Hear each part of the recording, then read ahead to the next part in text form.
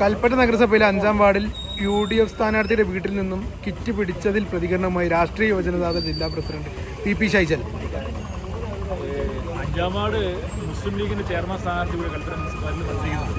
കഴിഞ്ഞ നിലവിലെ മുനിസിപ്പാലിറ്റിയിലെ ചെയർമാൻ്റെ വാർഡ് കൂടിയാണ്. അവിടെയാണ് ഒരു സാധാരണക്കാരിയായ സ്ഥാനാർത്ഥി പിന്നെ അവരുടെ എതിരായി മത്സരിക്കുന്നത് LDF നിന്ന്. ആ സ്ഥാനാർത്ഥിയുടെ ജനകീയതയെ പകർത്തുന്നതിൻ്റെ ഭാഗമായിട്ടാണ് മുസ്ലിം ലീഗ് സ്ഥാനാർത്ഥി നേതൃത്വത്തിൽ ഇത്തരത്തിലൊരു കിറ്റ് യുദ്ധം നടത്തിയിട്ടുള്ളത്. ആ കിറ്റ് യുദ്ധത്തിന് നേതൃത്വം കൊടുത്തിരിക്കുന്നത് കോൺഗ്രസിൻ്റെ ബ്ലോക്ക് ജനറൽ സെക്രട്ടറി കൂടിയായിട്ടുള്ള അവരുടെ വാർഡിലെ പ്രവർത്തകരാണ്. ഇത്തരത്തിലുള്ള വളരെ ദൗർഭാഗ്യപരമായ ഒരു സംഭവമാണ് ഇവിടെ നടന്നിരിക്കുന്നത്. തെരഞ്ഞെടുപ്പിനെ ഏത് രീതിയിലും അട്ടിമറിക്കുന്ന ഈ ഒരു സംഭവ വികാസത്തെ ഒരിക്കലും അംഗീകരിക്കാൻ കഴിയില്ല. ജനാധിപത്യത്തെ അവഹേളിക്ക് തുല്യമാണ് ഇത്തരത്തിൽ പാരിതോഷികളും മറ്റൊക്കെ നൽകാനുള്ള ശ്രമം നടത്തുന്നത്. അതിനെതിരെ ശക്തമായ രീതിയിൽ ജനങ്ങൾ വിധി എഴുതുന്നത് തന്നെയാണ് പറയാനുള്ളത്.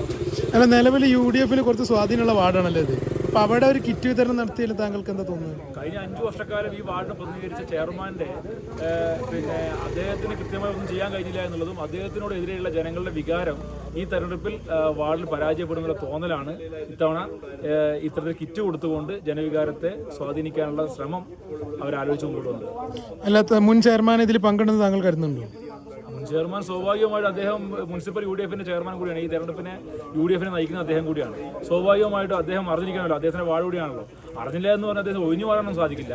ഇവിടെ ഉയർന്നു വന്നിരിക്കുന്ന ആരോപണം എന്ന് പറഞ്ഞാൽ അദ്ദേഹത്തിൻ്റെ കടയിൽ വെച്ച് അടക്കം കിറ്റുകൾ വിതരണം ചെയ്യുന്നതായിട്ടാണ് ഇപ്പോൾ ഒരു പിന്നെ പ്രദേശവാസികളായ ആളുകളിൽ നിന്നൊക്കെ അറിയാൻ സാധിച്ചിട്ടുള്ളത്.